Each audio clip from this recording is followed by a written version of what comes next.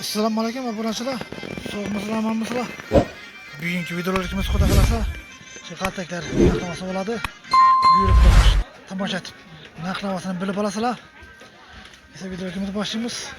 Buyurib tomosha etib boraverasizlar. Assalomu alaykum usta. Assalomu alaykum. Bu qaltaklar nedan bo'ldi bu qaltaklar? Qaltaklar 750, 700, 750, 800 her qaysi bor. Assortimentlar. Hozir menda faqat bitta qalindan bor, 750lik. Bular 700 mi bular? Lis qalindan bor. Lis qalin. Farqi bunda bo'ladi. Buni qalinligicha buni. Uchlik bo'lar. Uchlik deyman buni. Ikkiliki bu, bir o'rtaligi bu arzonroq bo'ladi. Ham kuz kichkinaroq arzonroq. Kuz kattaroq keladi. Ha. Bu kuzuba qarab, qarab boq aytiladi, ha? Balondan qaraladi, balondan marginal balonlar.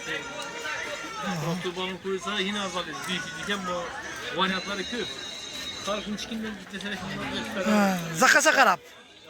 Zakasa qarab. Hozir bular bitchaki necha so'm endi bular bitchaki? 750 dan. 750 danmi bu? Obunachilar. Bu shimol 1 Bir- Buni dastlabki bo'lmi bunda? Hazır bo'yicha dastlab ketib beramiz. Ham yerim dastlab ketaveramizda ko'proq asalar. Ha, ko'proq asalar, ha? Aha.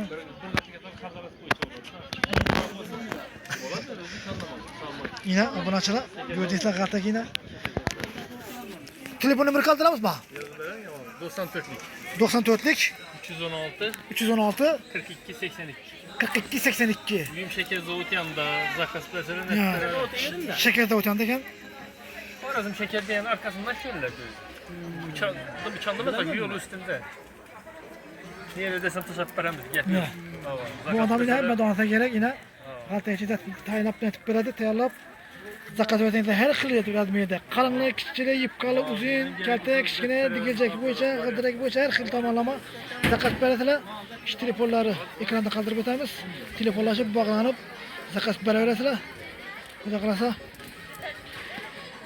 Şurada videolarimiz yakunlaymiz. Sağ olun, aman bo'lin. Videomiz yoqsa like bosing, abone olib qo'ying. Qaltak qidirib bilganlar, qaltak zakaz berajaklar, yerib jo'natib qo'yaverasizlar.